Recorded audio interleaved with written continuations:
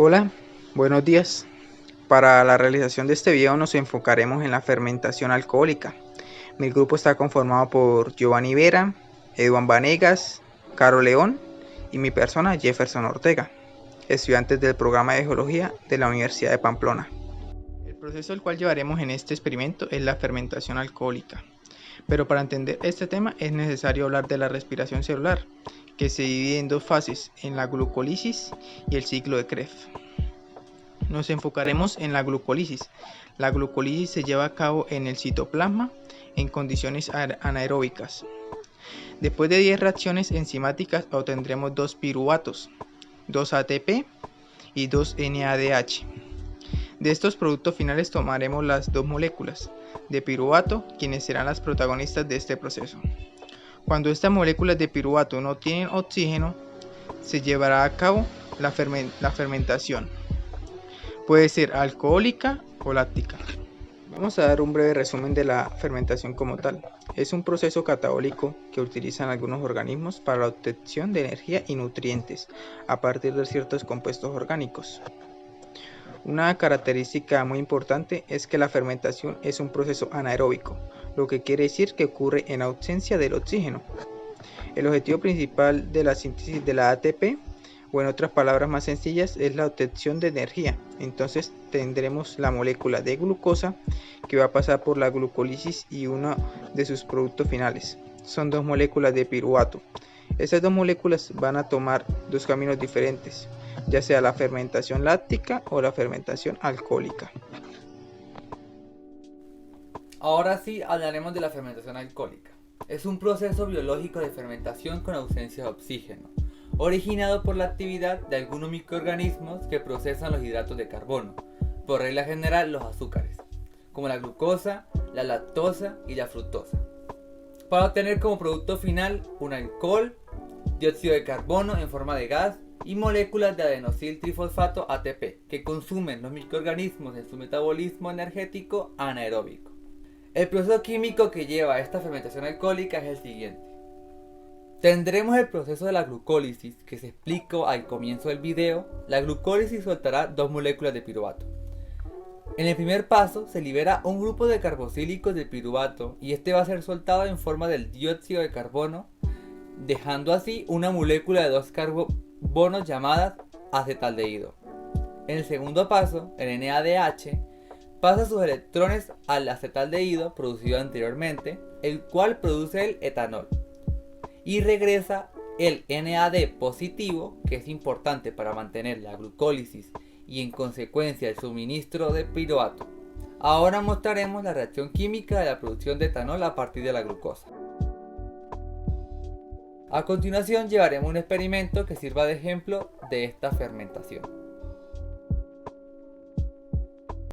Lo principal para este experimento es el agua y el azúcar.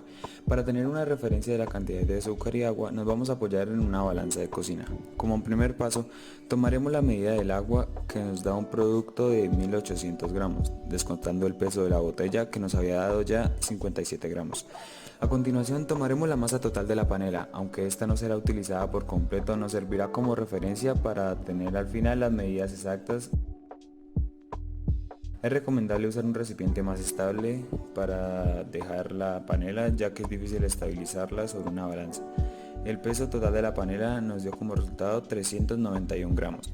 Una vez combinada la panela junto con el agua tenemos un peso de 2055 gramos, pero no tenemos el peso de la panela usado. Entonces, para averiguarlo podemos usar dos operaciones, las cuales son las siguientes. Primero tenemos la masa total, que es igual a la masa de la tapa más la masa de la botella junto con el agua más la masa de la panela. Al reemplazar todo tenemos que 2055 gramos menos los 3 gramos de la tapa menos los 1857 gramos de la masa de la botella junto con el agua nos dan 195 gramos de la sola panela.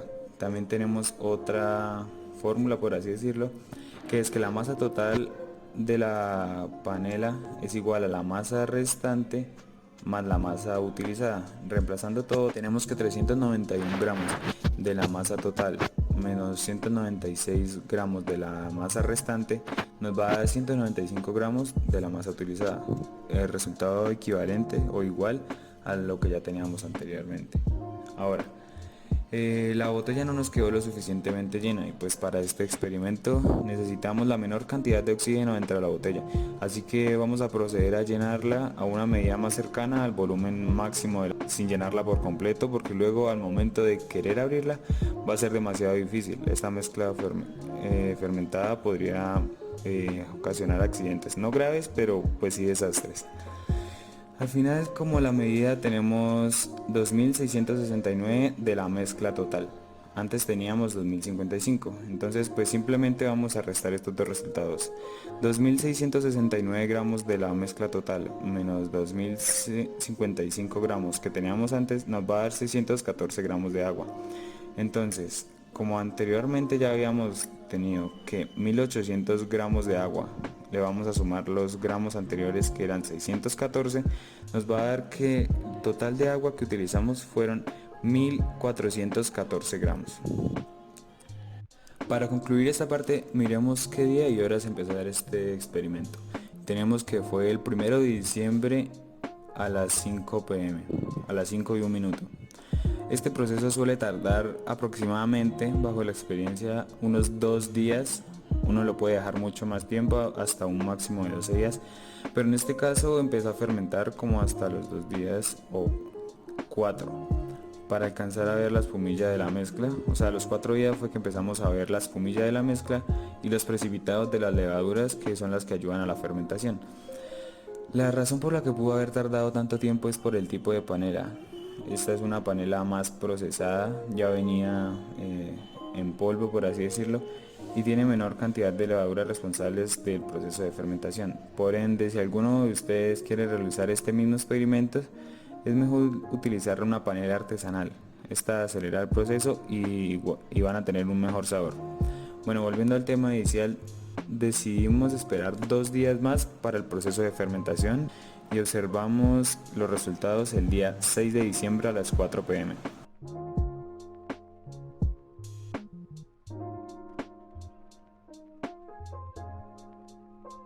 En esta parte del experimento vamos a tratar de comprobar la existencia o que se genera el dióxido de carbono a partir de esta reacción de la fermentación. Entonces vamos a intentar abrir con mucho cuidado para evitar que se nos salga el líquido, solo salga el gas y a veces empieza a inflar la bomba.